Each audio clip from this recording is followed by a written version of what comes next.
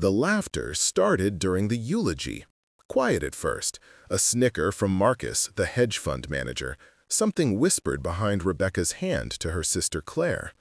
Daniel stood at the podium in his father's church, holding a folded piece of paper with words he'd written at 3 in the morning, and heard his wife's family making jokes about the empty pews, the modest flowers, the worn carpet beneath their designer shoes. His father lay in a simple pine coffin, no viewing, no wake, just a service Daniel had scraped together on a teacher's salary. And the Harringtons, who'd never missed a chance to remind him he'd married above his station, couldn't even give him silence for 30 minutes. Then the church doors opened, and the thunder of 40 motorcycles shook the stained glass windows. Wait, before the next ride begins. If this story already hit you right in the chest, tell us where you're watching from. To ride with the Brotherhood through the next promise, loss, or redemption, subscribe and join the club. Engines up, back to the road. Daniel Reed had learned early not to talk about his father at family gatherings. The Harringtons didn't understand men who worked with their hands, who smelled like motor oil instead of cologne, who preferred silence to the performative banter of country club dinners. His father, James Reed, had been a mechanic, a quiet man who'd raised Daniel alone after his mother left when he was 4. They'd lived in a small apartment above a garage, and Daniel had grown up to the sound of wrenches and engines, his homework done on a workbench surrounded by carburetors and spark plugs. He'd met Vanessa Harrington at the State University, where he studied education and she studied art history with no intention of ever using it. She'd been slumming, dating outside her social circle to horrify her parents, but something had stuck. They'd been married 5 years now, and Daniel had spent every one of them being reminded that he wasn't quite enough. Not successful enough, not ambitious enough, not connected enough, not Harrington enough. His father had come to the wedding in a suit from J.C. Penney, his hands scrubbed but still carrying traces of grease in the creases. Vanessa's father, Preston Harrington III, had looked at him like he'd tracked mud onto white carpet. The rest of the family had followed Preston's lead, as they always did. And now James Reed was dead. Heart attack in his shop at 63, gone before the ambulance arrived. Daniel had found him slumped over the engine of a 72 Shovelhead, wrench still in his hand. The funeral was today, Monday, 2 o'clock, St. Mark's Episcopal, the small church near the garage where his father had occasionally attended Christmas services. Vanessa had wanted to skip it. "I have the charity luncheon," she'd said that morning, checking her makeup in the mirror. "Mother's counting on me." "It's my father's funeral." "I know, honey, and I'm sorry, but you said yourself he didn't have many friends. It'll be quick. You'll be back by dinner." Daniel had stared at his wife's reflection, wondering when he'd become something she tolerated instead of loved. "Your family's coming, right?" he'd asked. "You said they were coming." "Of course," Mother insisted. "Family supports family, even if—" She'd trailed off. "Even if what?" "Nothing. We'll be there." They'd arrived in 3 Mercedes, Preston and Vivian in the first, Marcus and Rebecca in the second, Claire and her husband Todd in the third. Black town cars for a man who'd spent his life in denim and leather. They'd walked into St. Mark's like they were arriving at a gallery opening, air-kissing Daniel's cheeks and offering condolences that sounded like they'd been rehearsed. "Such a shame," Vivian had said, adjusting her pearls, "and so young." 63 wasn't young. But to people who measured life in investment returns and vacation homes, maybe it was. The church was nearly empty. A few guys from the garage, uncomfortable in ill-fitting suits. Mrs. Chen from the apartment next door. Father Morrison, who'd agreed to perform the service even though James hadn't been a regular parishioner. Daniel had expected more. His father had been quiet, but he'd been kind. He'd fixed cars for single mothers who couldn't afford the bill. He'd mentored troubled kids, teaching them to work with their hands. He'd been decent, good. but maybe decent and good didn't fill church pews. The Harringtons had taken the second row, leaving the first for Daniel and Vanessa. Behind him, Daniel could hear them whispering. "How sad," Claire murmured. "Barely anyone here." "Well, what did you expect?" Marcus replied. "The man was a mechanic." "Marcus," Rebecca hissed, but she was suppressing a smile. Daniel's hands clenched on the folded eulogy. Vanessa touched his arm, but there was no comfort in it, just a warning. Don't make a scene. Don't embarrass the family. Father Morrison invited Daniel to speak. He walked to the podium on legs that felt disconnected from his body. The eulogy he'd written was simple, honest, about a man who'd done his best, who'd raised a son alone, who taught him that character was built in the quiet moments when no one was watching. He was 3 sentences in when the snickering started.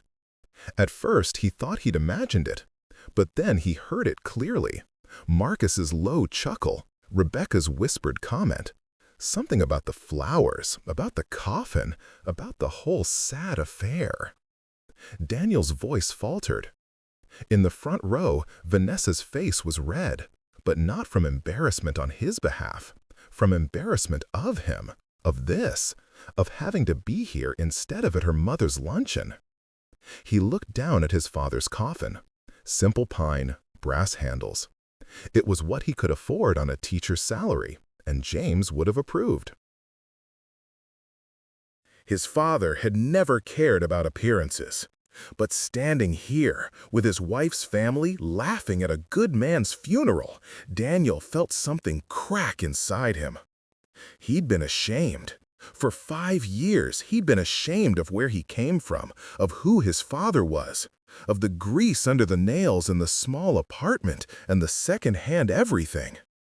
And his father had never deserved that shame. The words died in Daniel's throat. He stood there, silent, the eulogy crumpling in his fist. That's when the church doors opened. The sound hit first. A deep, rolling thunder that rattled the stained glass and set the pews vibrating. 40 motorcycles, maybe more, their engines a synchronized roar that made the Harringtons jump in their seats. Daniel turned. Through the open doors, he saw them. Riders in black leather, their bikes lined up in perfect formation. Chrome and steel catching the afternoon sun. And as he watched, they dismounted in unison, engines going silent in a wave. They walked into the church single file. Tall men, scarred men, men with gray beards and eyes that had seen hard roads. They wore leather vests with patches that made Daniel's breath catch. Hell's Angels. The words on their backs were unmistakable. And above those words, on each vest, a rocker that read, Nomad. They filled the empty pews, filling the church with the smell of leather and road dust. 40 men who'd ridden from God knows where to stand in a small church for a man named James Reed. Daniel stood frozen at the podium. The last man to enter was different from the rest. Older, maybe 70, with a white beard down to his chest and patches that covered every inch of his vest.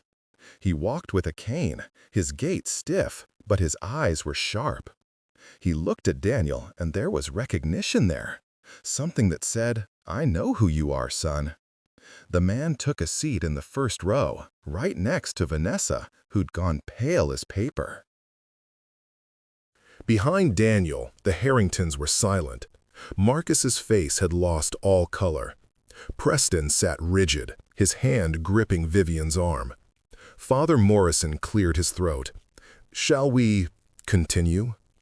Daniel looked down at the eulogy in his hand, then at the 40 men who'd come to honor his father. Men his father had never mentioned. Men Daniel hadn't known existed.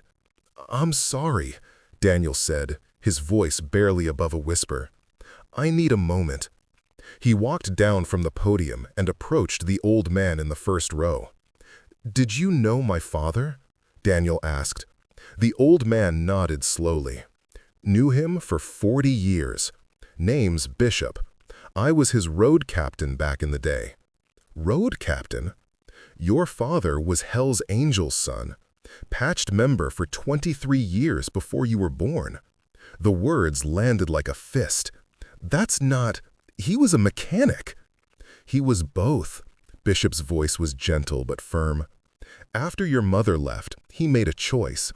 Turned in his patch, walked away from the life.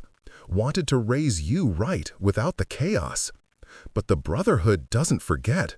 We've been watching over you both from a distance all these years." Daniel felt the ground shift beneath him. "I didn't know." "He didn't want you to. Wanted you to have a clean slate, a chance at something better. But we promised him, if anything happened, we'd be there. For him, for you." Daniel looked at the 40 men filling the pews, men who dropped everything to ride to a small church for a brother who'd left the club 2 decades ago. "He never told me," Daniel said, his voice breaking. "That was the point." Bishop gestured to the podium. "Go on, son. Tell us about him. We want to hear." Daniel walked back to the podium on steadier legs. The Harringtons were silent now, their earlier mockery forgotten. Vanessa looked like she'd seen a ghost. He smoothed out the crumpled eulogy and began again. But this time, the words felt different. He wasn't speaking to a mostly empty church. He was speaking to a brotherhood, to men who'd known his father in a way Daniel never had. He told them about the quiet man who'd made breakfast every morning before school, about the patient teacher who'd spent hours helping him with algebra at the workbench, about the father who'd worked double shifts to afford college, who never complained, who'd shown up to every parent-teacher conference in his cleanest shirt. And as he spoke, he began to understand. His father's gentleness hadn't been weakness. His quiet hadn't been emptiness. James Reed had chosen peace over chaos, had walked away from a life of brotherhood and freedom to give his son stability, had traded his patch for a future Daniel could build. That was strength. That was love. When Daniel finished, his voice steady for the first time, the 40 men stood as one. No applause, just respect. They stood in silence for 30 seconds, and in that silence, Daniel felt his father's presence stronger than he'd felt it since finding him slumped over that shovelhead. Bishop stood last, his cane tapping the wooden floor. He approached the coffin and pulled something from his vest. A patch, worn and faded, the Hell's Angels colors carefully preserved. "This was James," Bishop said, loud enough for the church to hear. "He turned it in when he left, but I kept it. Promised him I'd bring it if he rode out before me." He placed the patch on top of the coffin. "Rest easy, brother. You did good." The other riders filed past, each placing a hand on the coffin, murmuring words Daniel couldn't hear. A ritual, a goodbye. When they finished, Bishop turned to Daniel. "We're riding him to the cemetery. You got a bike?" "No, You ride?" "My father taught me, but I haven't in years." Bishop nodded to one of the younger riders. "Knox, let him use your backup." A man in his 30s, built like a linebacker, stepped forward. "She's outside, 18th Street Bob, easy handling." Daniel looked at Vanessa. Her face was unreadable. "I'll drive with my family," she said quietly. Of course she would. Daniel followed Knox outside. The parking lot had been transformed. 40 motorcycles sat in perfect rows, chrome glinting in the sun. Knox's bike was near the end, black and silver, rumbling with potential. "You remember how?" Knox asked, handing him a helmet. Daniel straddled the bike, his hands finding the grips. It had been a decade since he'd ridden, but his body remembered. His father had taught him on an old Sportster, riding empty parking lots until Daniel could handle the weight and power. "Yeah," Daniel said, "I remember." The riders mounted their bikes in unison. Bishop took the lead, and the others formed up behind him. The hearse pulled out first, followed by Bishop, then the rest of the formation. Daniel found himself in the middle, surrounded by leather and chrome, part of something he hadn't known existed until an hour ago. Behind him, he saw the 3 Mercedes pulling out, the Harringtons looking small and uncertain. They rode through town in formation, engines synced, a rolling thunder that turned heads and stopped traffic. People came out of shops to watch. Some waved, some put hands over hearts. This was respect. This was honor. Daniel had spent 5 years apologizing for his father, for his background, for not being Harrington enough. And his father had been this, had been a man who'd walked away from brotherhood to give Daniel a chance at something better. The weight of that sacrifice settled on Daniel's chest like armor. At the cemetery, they laid James Reed to rest under an oak tree. Father Morrison said the words, but it was Bishop who spoke the real eulogy. James Reed was a brother, he said, his voice carrying across the grass. Rode with us through the 70s and 80s. Saved my life in a bar fight in Reno. Pulled Knox's father out of a burning wreck in '84. Was there for every brother who needed him. He paused. Then he became a father, and he made a choice. Walked away from the patch to give his boy a stable life. That's the kind of sacrifice most men don't understand, but we do, and we honor it. He turned to Daniel. Your father loved you more than the road, more than the brotherhood, more than his own freedom. Remember that when you think about who he was. Daniel couldn't speak. He just nodded. The riders filed past the grave, each dropping something in. Spark plugs, old patches, photos, tokens of remembrance. When they finished, Bishop handed Daniel an envelope. From your father, he said. He gave it to me 10 years ago. Said to give it to you when he was gone. Daniel's hands shook as he took it. Behind him, the Harringtons stood at a distance, their earlier arrogance replaced with uncertainty. Preston looked smaller somehow. Marcus wouldn't meet his eyes. Vanessa stood apart from her family, watching Daniel with an expression he couldn't read. They returned to Daniel and Vanessa's house for the reception. Daniel had arranged for simple food. Sandwiches, pasta salad, the kind of thing his father would have appreciated. The Harringtons had offered to cater, but Daniel had refused. The riders came, all 40 of them, filling the small house with leather and laughter and stories about a man Daniel was only beginning to know. They told him about the time James had outrun state troopers through the Nevada desert, about the charity toy runs he'd organized for underprivileged kids, about the bar fights and broken bones and nights under stars, riding roads that led nowhere and everywhere. Your old man could rebuild a transmission blindfolded, one rider said, laughing. Taught half of us everything we know about engines. He was the best man at my wedding, another added. Gave a speech about loyalty and love that made grown men cry. With every story, Daniel's image of his father shifted, expanded. James Reed hadn't been just a quiet mechanic. He'd been a legend, a brother, a man who'd chosen love over legacy and never looked back. The Harringtons sat in the corner, barely touching their food. They didn't know how to exist in a space where their money and connections meant nothing, where respect was earned through action, not inheritance. Preston tried once to engage Bishop in conversation, some comment about motorcycles as investments. Bishop had looked at him like he was speaking a foreign language.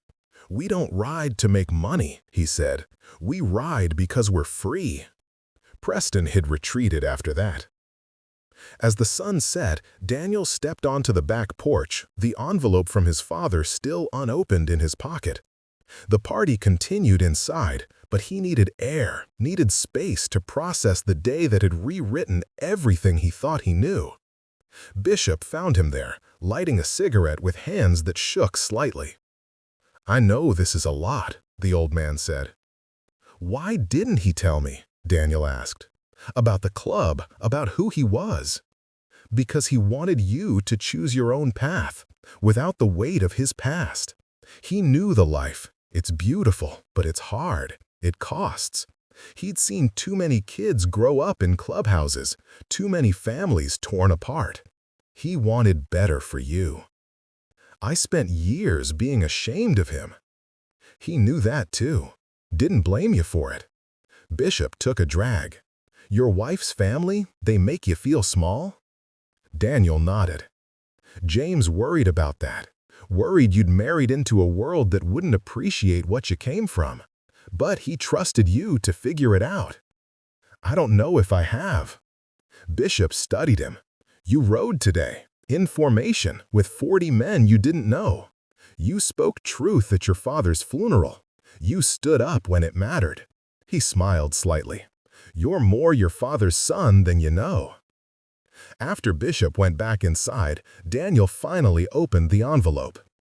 Inside was a letter written in his father's careful handwriting. Daniel, if you're reading this, I'm gone. I'm sorry I won't be there to see the man you continue to become, but I'm proud of the man you already are. By now, Bishop has told you about the club, about who I was before you were born. I know you have questions. Maybe you're angry I never told you. I understand. I left the Hells Angels the day your mother walked out. You were 4 years old, and I was standing in our apartment, holding you while you cried for a woman who wasn't coming back.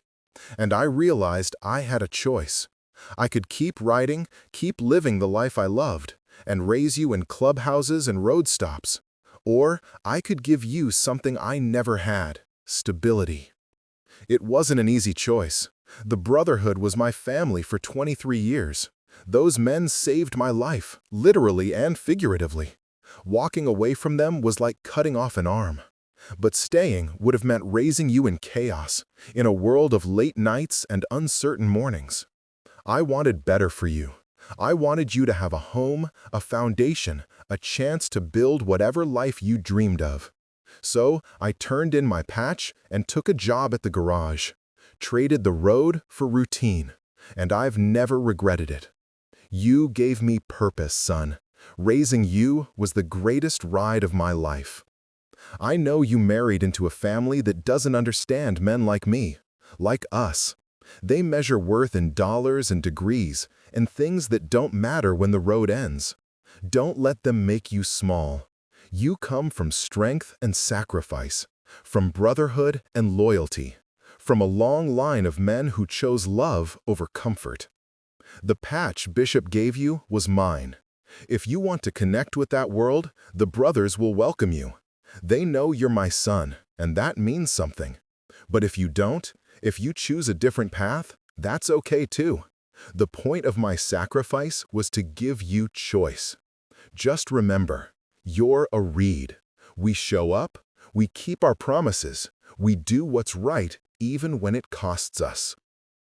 That's in your blood, whether you ride or not.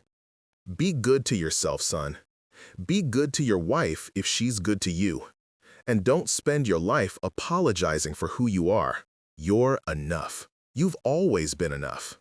Ride free, Dad. Daniel stood on the porch, tears streaming down his face as the sun disappeared behind the trees. Inside, the party had gotten quieter. He could hear Bishop's deep laugh, Knox's stories, the sound of men who'd known his father celebrating a life well lived. He folded the letter carefully and put it back in the envelope. When he went inside, Vanessa was waiting in the hallway. Her mascara was smudged, her perfect composure cracked. "Can we talk?" she asked. They went to the bedroom, closing the door on the noise. "I didn't know," she said immediately, "about your father, about any of this." "Neither did I." "My family." She stopped, started again. "We were awful today. At the funeral, I was awful." Daniel didn't argue. "I've spent 5 years trying to make you fit into my world," Vanessa continued. "Trying to smooth over your edges, apologize for your background, like it was something to be embarrassed about." She looked at him, really looked at him. But watching those men today, hearing their stories, seeing how much they respected him, her voice broke. "He was incredible, and I made you ashamed of him. I let you. But you shouldn't have had to fight me on it. I'm your wife. I should have. She wiped her eyes. I don't know if I'm the person you need, Daniel. I don't know if I can be. Daniel thought about the letter, about his father's words. Be good to your wife if she's good to you. Can I ask you something? He said. When you look at me, do you see someone you love or someone you're trying to fix? Vanessa was quiet for a long time. I don't know anymore. The honesty of it hurt, but it was better than pretense. Then we have a decision to make, Daniel said. The Harringtons left within the hour, uncomfortable in a space where they didn't belong. Preston tried to shake Daniel's hand on the way out, some awkward attempt at connection. Your father, Preston said stiffly, he was quite a man. Yes, he was. I didn't realize he had such a colorful past.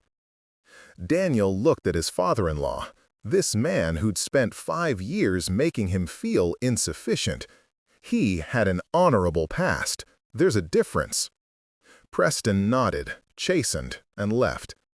The writers stayed late, cleaning up, telling stories, making sure Daniel wasn't alone. As the night deepened, Bishop pulled him aside. We ride out in the morning, he said, back to our chapters, back to our lives. But you need to know, you're one of us. James's son is our nephew. You need anything, you call. You want to ride, we ride. You want to learn about your father, we teach you. The brotherhood doesn't end because he's gone. Thank you. One more thing. Bishop pulled a card from his wallet. This is my number. And this, he handed Daniel a small leather patch, is yours if you want it. Daniel looked at the patch. It wasn't a full Hells Angels patch, but a supporter patch, a way to honor his father's legacy without committing to the life. I need time, Daniel said. Take all the time you need. The patch will wait. After the writers left, the house felt empty. Vanessa was in the bedroom, and Daniel sat in the living room surrounded by the ghosts of the day.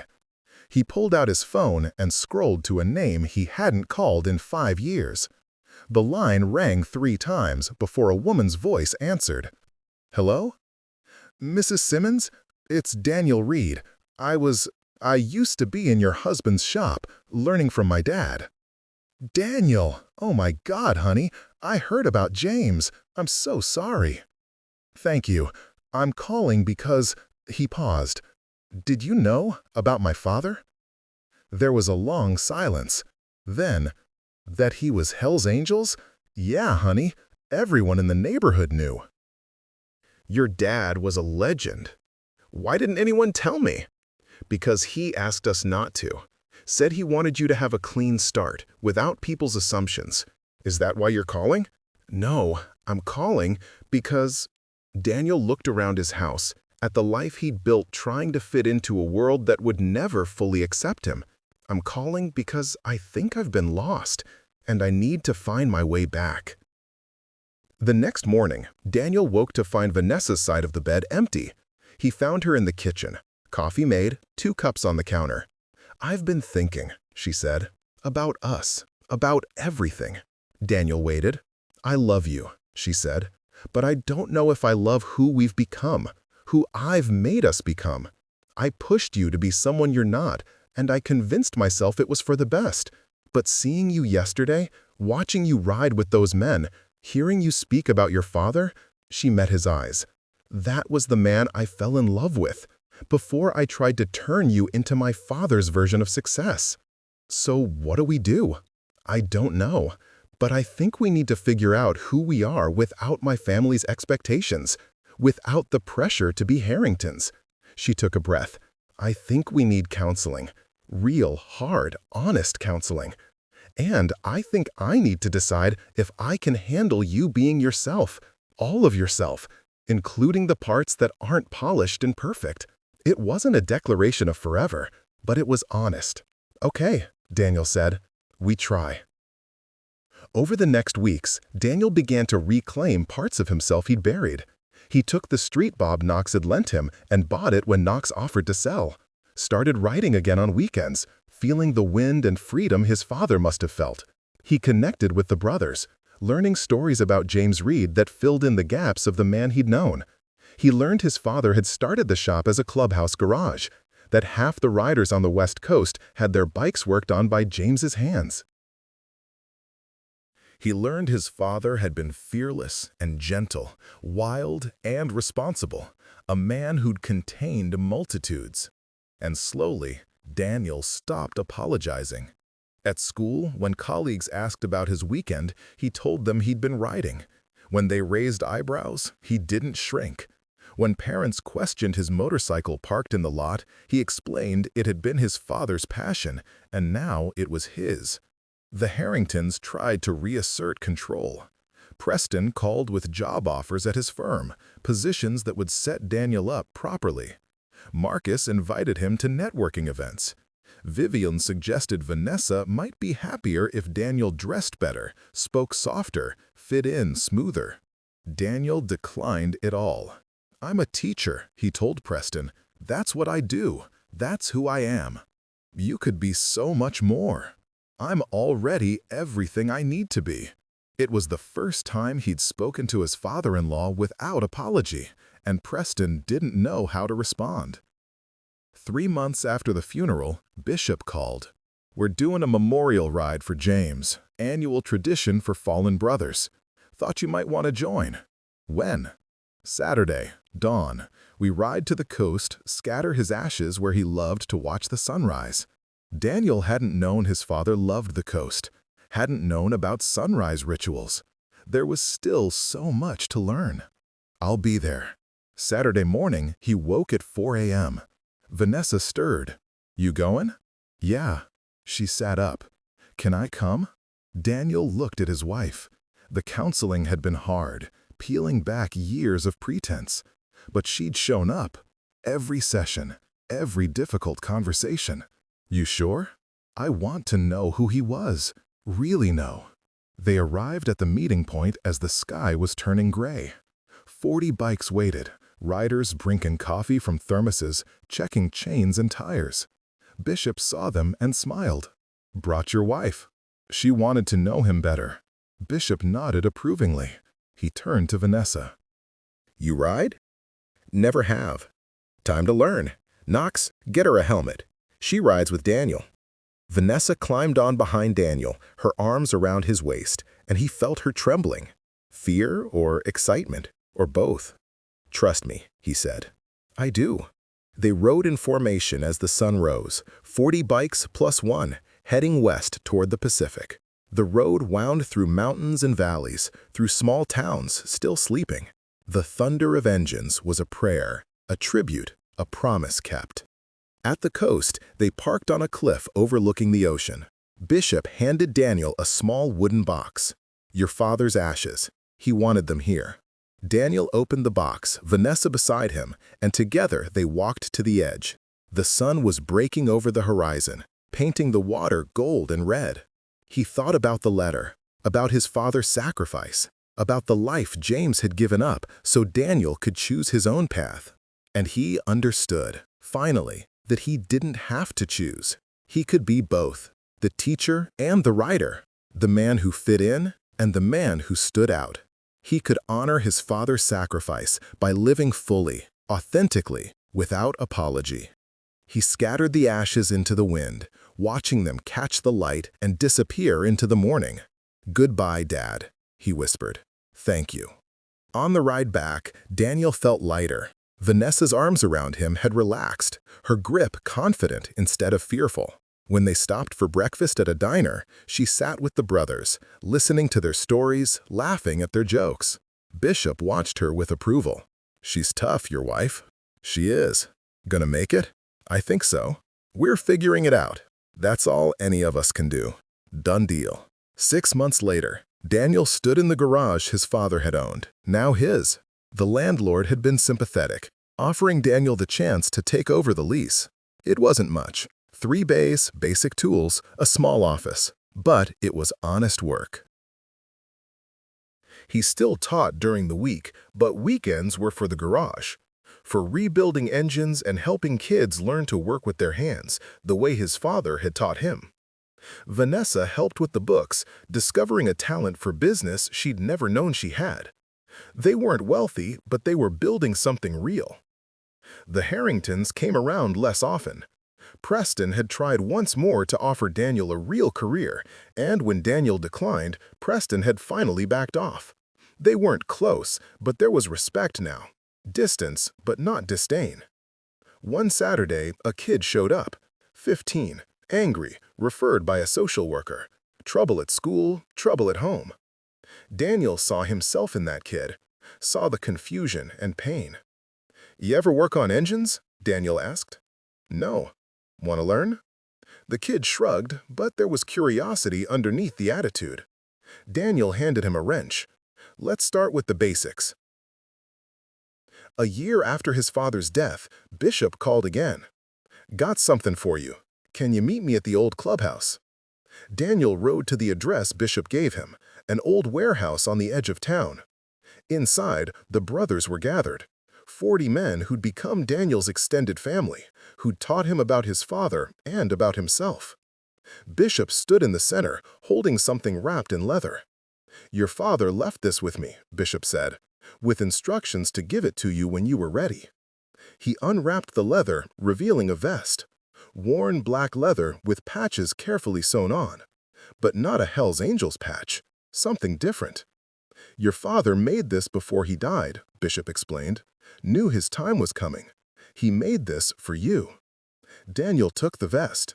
The patches read, "Reed's Garage, Nomad, Legacy Rider." "It's not a club patch," Bishop said. "It's your own. Your father wanted you to have your own identity, your own path.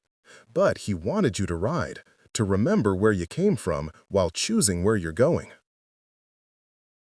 Daniel's eyes burned. He slipped on the vest. It fit perfectly. "There's one more thing," Bishop said. He handed Daniel a key.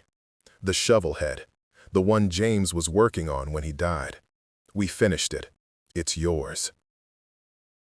Daniel rode home on his father's '72 shovelhead, the engine humming beneath him like a heartbeat. The bike his father had died over, now restored and running smooth. Vanessa was waiting on the porch.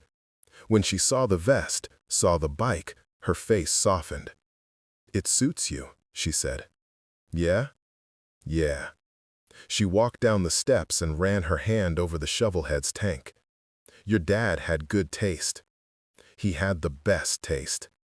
They stood there in the fading light, two people who'd almost lost each other, finding their way back. "I'm proud of you," Vanessa said, "of who you've become, who you've always been." Daniel pulled her close. "Couldn't have done it without you." "Yes, you could have, but I'm glad you didn't have to." 3 years after the funeral, Daniel and Vanessa had their first child, a daughter. They named her Jamie, after James. Bishop came to the hospital, along with a dozen brothers.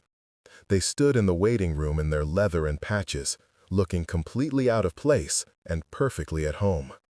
When Daniel brought Jamie out, Bishop touched her tiny hand with his scarred finger. "She's got her grandfather's eyes," he said. "I hope she has his heart, too." "She will. You're raising her." Daniel looked down at his daughter, this tiny person who represented the future, and made a silent promise. She would know where she came from, would know her grandfather's story, her father's journey, would grow up understanding that strength comes in many forms, that honor matters more than wealth, that showing up is everything. She would never have to apologize for who she was. On the 5th anniversary of James Reed's death, Daniel organized a memorial ride. 50 bikes this time, brothers from 3 states. They rode to the coast at dawn, scattered flowers into the ocean, told stories about a man who'd chosen love over everything else. Vanessa rode with Daniel, Jamie strapped safely in a carrier between them. At 3 years old, she already loved the rumble of engines, the feel of wind, the freedom of the road. "Daddy," she said as they stood on the cliff, "is Grandpa in heaven?" "Yeah, baby." "Can he see us?" Daniel looked out at the sunrise, at the brothers standing in silent tribute, at his wife and daughter beside him. He thought about the path his father had carved, the sacrifices made, the legacy passed down through stories and patches and a restored shovel head. "Yeah," he said, "I think he can." 10 years after that funeral, where the laughter died and the thunder rolled in, Daniel stood in his garage, teaching Jamie to rebuild a carburetor. She was 13 now, confident and curious, with her grandfather's gentle strength. The garage had expanded. 3 bays had become 6. Reed's Garage was known throughout the state for honest work and fair prices. Daniel still taught during the week, but the garage was his passion, his tribute to his father. On the wall hung James's original Hells Angels patch, framed and honored. Next to it, Daniel's vest, and beneath both, a photo from that funeral. 40 bikes lined up outside a small church, chrome gleaming in the afternoon sun. "Tell me about Grandpa," Jamie said as she worked. Daniel smiled. He never got tired of telling her. "Your grandpa was a lot of things. A writer, a mechanic, a brother. But most importantly, he was a father who loved his son enough to give up everything he knew." He paused, watching Jamie's careful hands on the tools. "He taught me that real strength is choosing love even when it costs you. That honor matters more than reputation. That showing up is the most important thing you can do." Do you miss him? Every day. But he's here, in this garage, in the way I raised you. In the choices we make.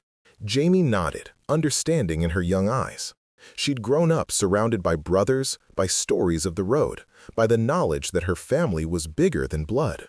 She'd also grown up watching her parents work to rebuild their marriage, seeing the hard conversations and the compromises and the love that persisted through difficulty.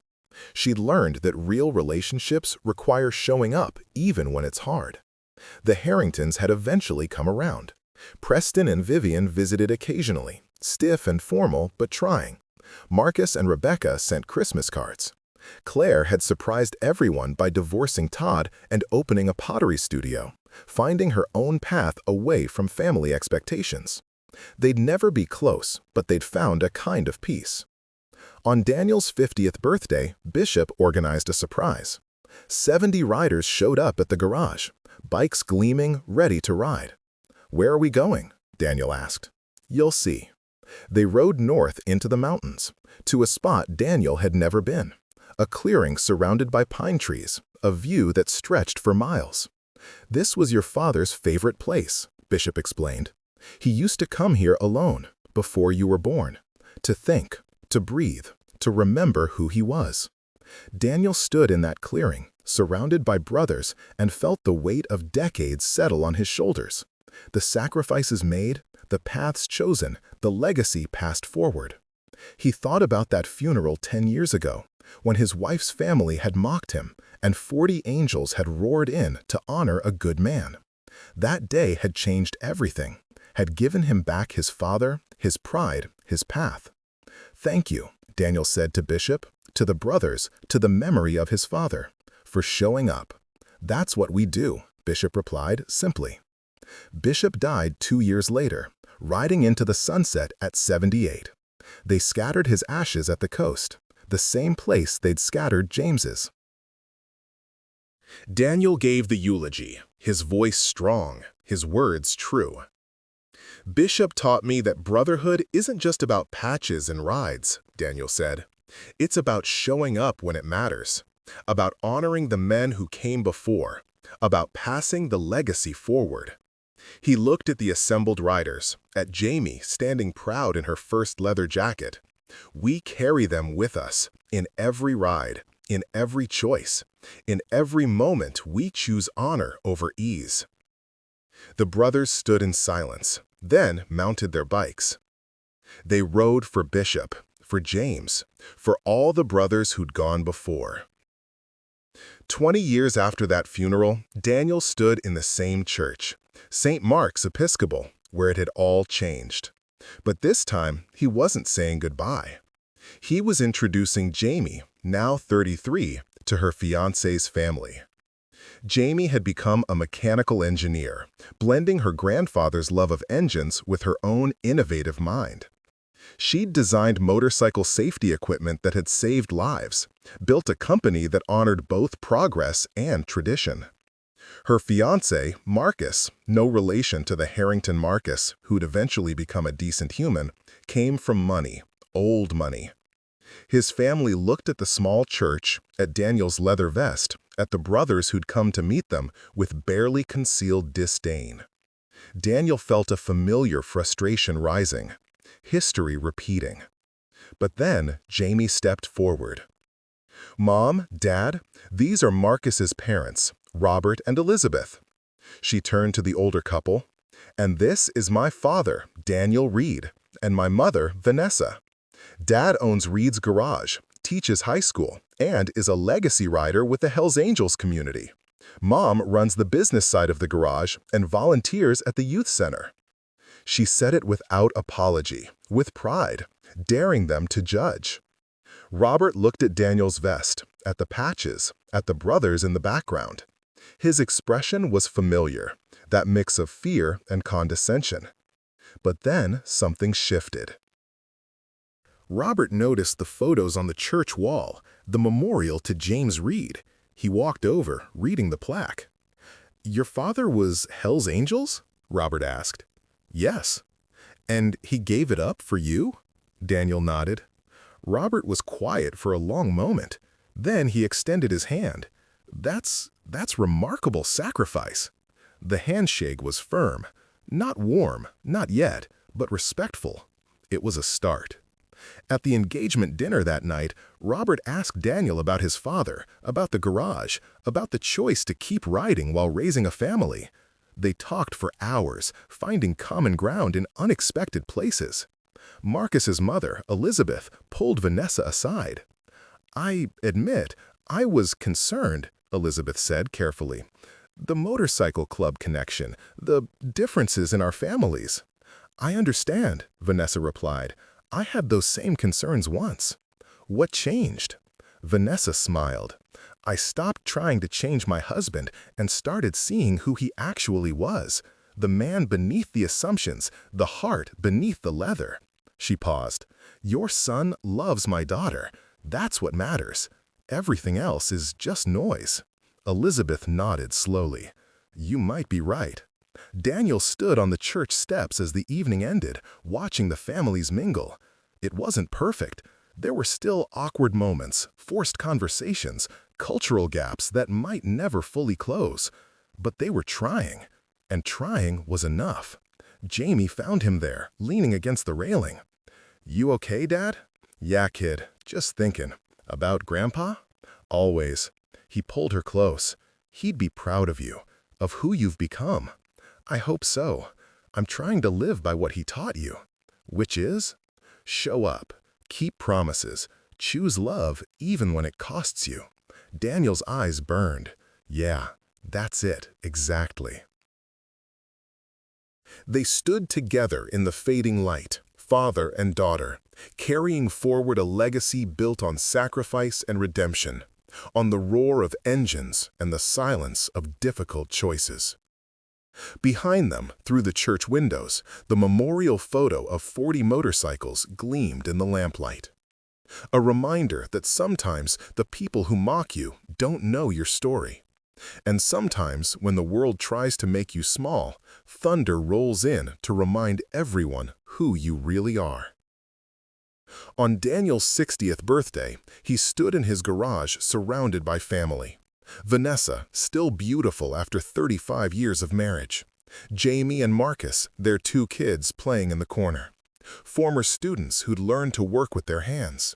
Brothers from the club, now old men themselves. On the wall, the patches, his father's, his own, and now Jamie's, her engineering company's logo incorporated into the design, a bridge between tradition and innovation. "Speech!" someone called. Daniel laughed. "I'm not much for speeches." "Your father wasn't either," an old brother said. "But when he spoke, people listened."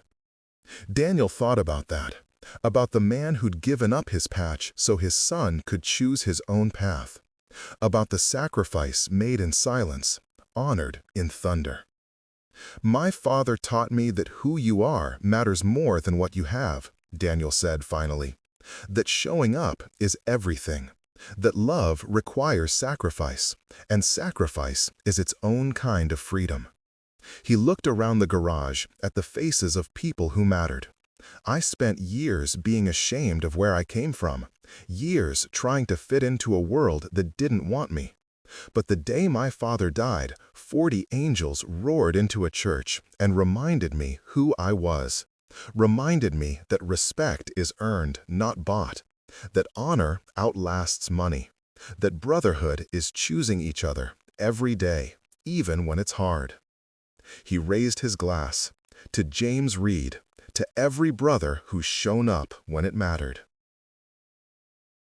To the families we're born into and the families we choose. To the road ahead and the road behind. To living without apology. "To living without apology," they echoed. That night, after everyone left, Daniel rode the shovelhead through empty streets. 58 years old, riding his father's bike, carrying his father's legacy forward. He thought about that funeral 28 years ago, about the laughter that died when the thunder rolled in, about discovering that his quiet, humble father had been a legend, about learning that strength comes in many forms, and the greatest form is choosing love. He thought about the letter his father had left him, words he'd memorized. "You're a Reed. We show up. We keep our promises.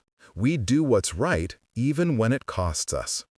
Daniel had spent nearly 3 decades living those words, teaching kids, running the garage, raising Jamie, rebuilding his marriage, choosing every day to be the man his father had sacrificed everything for him to become.